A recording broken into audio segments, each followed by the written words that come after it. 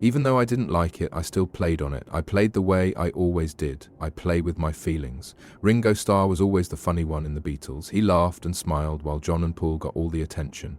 But at 84, he's dropping a bomb that no one saw coming. Behind that happy face was a man who drank so much that he passed out, hit his wife while high on drugs, and left his kids. Even worse, no one knew that he almost died twice.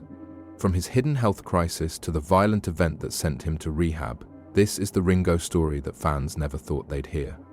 Richard Starkey became Ringo Starr on July 7, 1940, in a small house at 9 Madron Street in Liverpool's Dingle district. He was raised by Richard Starkey Sr. and Elsie Gleave Starkey, who worked hard to support their family. His mother worked at a bakery, and his father used to work at a dock before becoming a cook. His life was already hard, but when his father left in 1943, it got even worse. Ringo was only 3 years old. His mum worked several jobs to help the family. First, she was a maid, and then she was a bartender. She did anything to make money. She always watched out for her son and was protective of him. Even more so since he was having one health problem after another. Ringo had surgery when he was 6 years old because he had appendicitis. An operation that should have been simple turned into something much worse. He got peritonitis, an infection that spread through his body and was very dangerous. He fell into a coma and had to stay at Myrtle Street Children's Hospital for a whole year to get better. He got sick again just as he was getting back on track with school. He got cancer when he was 13, that killed a lot of people in England every year. He was sent to a hospital this time, where he stayed for 2 years. He fell behind in school because he was stuck in bed for so long. But he met someone or something that would change his life. The hospital staff set up music lessons for the kids to keep them busy. Ringo started playing drums and maracas and learnt how to hit colored dots on them. At the time, he didn't know it, but this was the start of his love for drums. He didn't seem to care about school after he got better. He missed too much and found it hard to catch up. When he was 15, he quit school without having learned anything. Like a lot of boys from Liverpool's working class, he went straight to work. Before he found work as a worker, he had a number of different jobs, including a short time with British Rail. It was steady, but he wasn't really into it. In 1957, Ringo Starr began his journey into music, when he made the Eddie Clayton Skiffle group with his friend Eddie Miles. At that time, skiffle was played all over Britain. Folk, blues and jazz were all mixed together in a rough way on simple instruments. Drums and bass guitars were not used. Instead, people played washboards and tea boxes. Ringo came up with his own way to keep time by hitting a washboard with a thimble. The band played shows in the area and quickly became well known. In Liverpool, they were big with hits like Walking Cane and Rock Island Line. They even played at the Cavern Club, a place that would become famous in Beatles history. Ringo played there for the first time on July 31, 1957. Everything changed that Christmas. Ringo got his first drum set from his dad, a snare drum, a bass drum, and a cymbal that wasn't really there. Still, it was enough. With a real drummer, the band sounded better and became more well-known. The skiffle craze was dying down, even though they were doing well. American rock and roll was taking over by the beginning of 1958. When the Eddie Clayton Skiffle group broke up, Ringo had to figure out what to do next. Rory Storm and the Hurricanes needed a drummer in November 1959, which was a good chance. They were one of the best rock and roll bands in Liverpool, better put together and more professional. When Ringo joined, he quickly changed his name. He changed his name to Ringo Starr because he loved country music and always wore rings. Rory Storm gave him a special time in their shows called Star Time to sing. He sang songs like Boys by the Shirelles, which made him more impressive on stage. The Hurricanes were well liked all over, not just in Liverpool. They got a stay at Butland's holiday camp in Wales in the early 1960s. At the time, £25 a week was a good amount of money for them. They played at the Kaiser Keller Club in Hamburg, Germany in October. There were also the Beatles, but the Hurricanes were the bigger band at the time.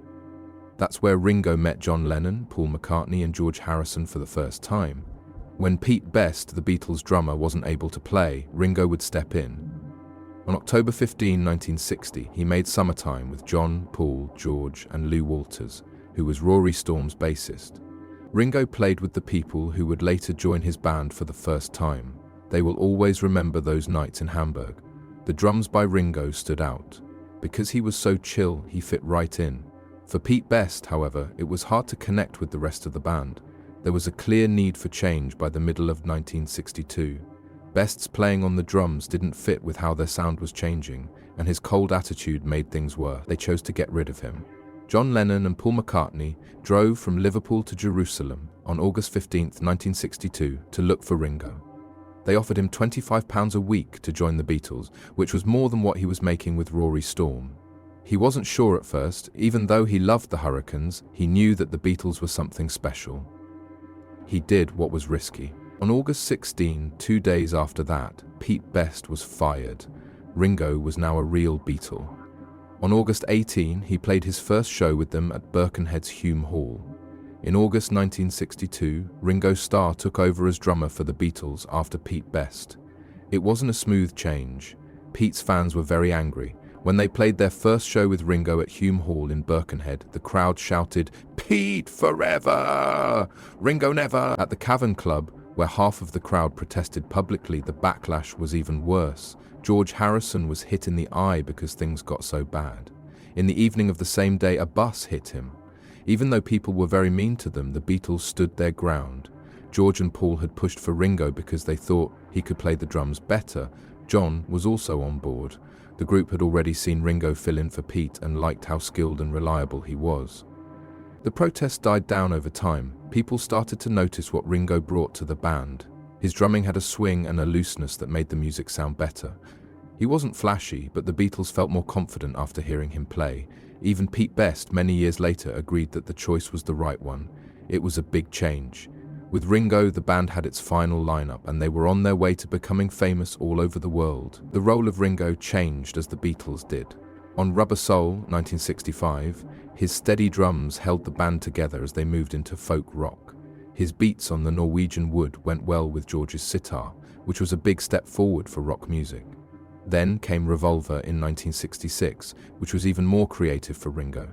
On Tomorrow Never Knows, he used a drum rhythm that was very different from anything else he had done. Of course, Yellow Submarine showed his fun side, which made people love him even more. Ringo had become an important part of the band's sound by 1967's Sgt. Pepper's Lonely Hearts Club Band, which is considered one of the best records of all time. It was easy but perfect how he played the drums on With a Little Help from My Friends, giving his heartfelt singing performance a steady beat. He was no longer just the drummer. He was an important part of what the band was. We remember when Ringo sang, even though he didn't do it very often. Yellow Submarine was written to sound great with his voice. He would have loved it because it was silly and fun, just like him. When it came out, it was a hit with fans of all kinds. My Friends helped me make it happen, a song written to fit the way he sings. His speech wasn't very good, but it was warm, honest, and easy to relate to. The truthfulness of the song made it classic. Fans really liked both songs, which showed that Ringo was more than just the guy on the drums. The Beatles were not the same band they used to be by the late 1960s. They were no longer united like they had been in their younger years. They were falling apart because of creative differences, personal problems, and outside forces. Paul McCartney wanted the band to keep making structured pop tunes. Yoko Ono helped John Lennon move toward more creative music. Some of George Harrison's best songs were Here Comes the Sun and Something, but he often felt like no one paid attention to him. Things got worse when Yoko Ono was in the studio. She was always with Lennon after 1968, even when they are recording. This was a big change for the band because they had never let strangers in before. Ono gave Lennon fresh ideas, and he paid attention to them. The others thought she was getting in the way. Some people, like Paul McCartney, thought this was a problem. He told Lennon that he was letting Ono take the band into avant-garde ground during Revolution No. 9. Harrison had a hard time with the shift too. His friendship with John Lennon had changed. When they were making the White Album in 1968, things really got heated up. There was a lot of tension in the room. It was hard for everyone, but Ringo Starr felt alone the most. He thought that the other people were closer to each other than they were to him. They all really did feel the same way, though. McCartney didn't like how he played the drums, and he even took over playing back in the USSR. Ringo really felt it. Afterward, he said he didn't feel loved and was lost, like he was being left behind as the others got closer. It got too bad to handle. He quit the band because he was tired and fed up with it. Ringo ran away to Sardinia while the rest of the Beatles battled without him. He got ideas there and wrote Octopus's Garden, a song that would later be on Abbey Road. The band in London, meanwhile, knew they needed him very much. They told him on the phone that he was the world's best rock and roll drummer and even put flowers on his drum kit. The next 2 weeks he came back, but the band was falling apart even more. It was September 4th and George Harrison walked into the studio. On his drum kit were flowers that said "Welcome back." It was a rare act of kindness in a bad time, but the troubles were still there. The band's relationships with other people had changed. Lennon was pulling away from people more. His drug use made things worse. There were many arguments. People who worked at Abbey Road were sometimes told to leave the room so the band could fight alone. Lennon had decided, by September 1969, he told the other guys in the band that he was going, which they called a divorce. Alan Klein, their business boss, told him to keep quiet though. There were money problems that needed to be fixed, and a real split could make things more difficult. That's what everyone thought of them for a while. They were already done behind closed doors. Ringo was hurt by the split. He had always been the calm and level-headed person in the group. He himself felt lost now. He tried to keep the peace between Lennon and McCartney in the last few years of his life, but it was not possible. Their relationship was no longer strong. Things got even worse when there were arguments at work. McCartney wanted the band to be managed by Linda Eastman's dad. Lennon wanted Klein to be Alan. No one was ready to give in.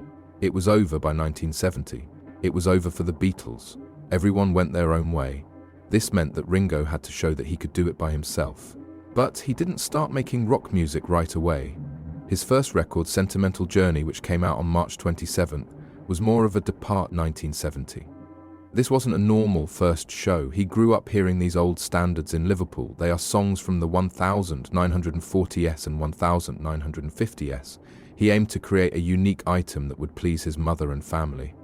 George Martin produced the record and hired famous arrangers such as Quincy Jones and Lee Eastman, who is married to Paul McCartney. As a nod to his roots, the cover art showed Ringo standing outside of a pub in Liverpool. The critics didn't know what to say. Some people thought it was cute, others found it hard to understand, but the record did well enough that it made it to number 22 on the US Billboard charts and number 10 in the UK. Even though it wasn't a huge hit, Ringo was brave enough to try something new. In October 1970, later that same year, he did something even braver. Focus of Blues, his second record by himself, was all country music. It took only 2 days to record in Nashville with producer Pete Drake and a group of great country players. Buzz Rabin wrote the title track, which made it to the charts in both the US and Germany. The way Ringo sang was praised by critics. Money magazine said it was a great country song. The record didn't sell a lot of copies, but it showed a different side of him. It wasn't just that he played drums for the Beatles. He was a singer who played all kinds of music. In 1971, things really got better. Ringo had his first big solo hit with It Don't Come Easy, which came out in April. George Harrison and he wrote the song together, but Harrison wasn't given credit. The words were about not giving up and trust, which were important to Ringo. Harrison mixed the song and added his signature slide guitar, giving it a polished but emotional sound. That's where it got to, on the US Billboard Hot 100, number 4. In Canada, it went straight to number 1. It did even better than songs from his old bandmates at the time. Then there was Photograph, which came out in October 1973.